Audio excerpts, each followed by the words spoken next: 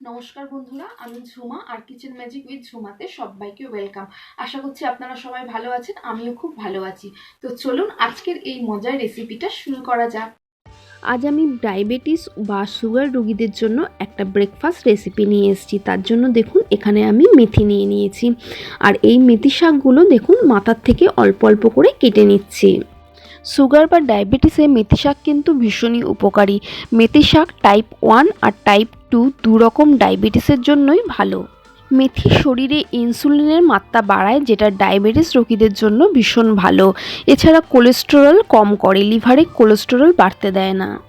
এছাড়াও মেথিতে আরও অনেক উপকার রয়েছে। তো আমি এখানে দেখুন জাস্ট অল্প পরিমাণে কিছুটা মেথি শাক নিয়ে নিয়েছি এবং এই শাকগুলোকে এবার দেখুন ছোট ছোট করে কুচি কুচি করে কেটে নিয়েছি।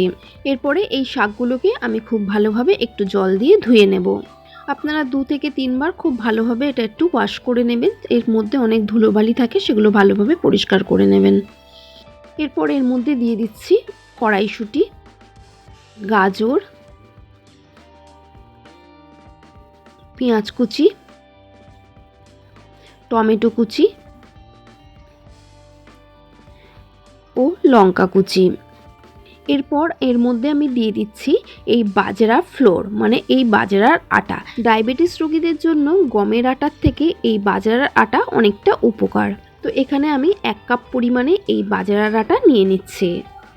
এই আটা কিন্তু একদম সাদা হয় না, একটু কালচে ধরনের হয়। আর এর মধ্যে দিয়ে দিচ্ছি 1/2 কাপ পরিমাণ ওটস, আর দিয়ে দিলাম এখানে সামান্য পরিমাণে নুন, আর দিয়ে দিচ্ছি জল। এরপর এটাকে আমি মিশিয়ে নেব। তো আমি একবারে জলটা মেশাবো না, অল্প অল্প করে মিশিয়ে তারপরে একটা সুন্দর ব্যাটার তৈরি করে নেব। এই বাজরার আটা সাধারণত সব জায়গায় পাওয়া যায় না, তো আপনারা এমনি মার্কেটে যদি পেয়ে যান তো ভালো, নইলে কিন্তু আপনারা ফ্লিপকার্ট থেকে কিনতে পারেন।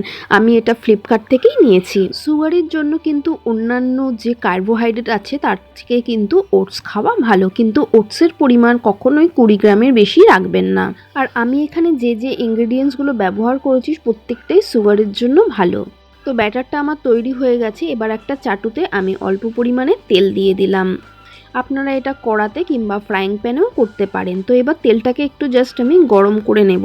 আর তেলটা গরম হয়ে গেলে এর মধ্যে অল্প পরিমাণে ব্যাটারটা দিয়ে আমি চারিদিকে একটু ছড়িয়ে দেব। আমরা যেভাবে ঠিক প্যানকেক বা গোলা রুটি করি এরকমভাবেই করতে হবে। আমার সমস্ত বন্ধুদের ভিডিওটা দেখার জন্য অসংখ্য ধন্যবাদ। আর যারা আমার চ্যানেলে নতুন তারা প্লিজ চ্যানেলটা সাবস্ক্রাইব করে আমার পাশে থাকবেন এবং পাশে থাকা বেল আইকনটা প্রেস করে অল নোটিফিকেশানটা অন করে দেবেন, যাতে করে নতুন কোনো ভিডিও আপলোড হওয়ার সাথে সাথে সবার আগে আপনার কাছে নোটিফিকেশান চলে যায়।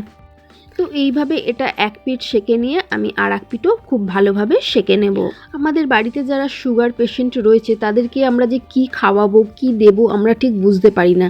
তো আপনারা কিন্তু এটা সপ্তাহে 1 দিন বা 2 দিন এইরকম ব্রেকফাস্ট বানিয়ে দিতে পারেন। এই রেসিপিটা কিন্তু ডায়াবেটিস পেশেন্টদের জন্য ভীষণই হেলদি হবে।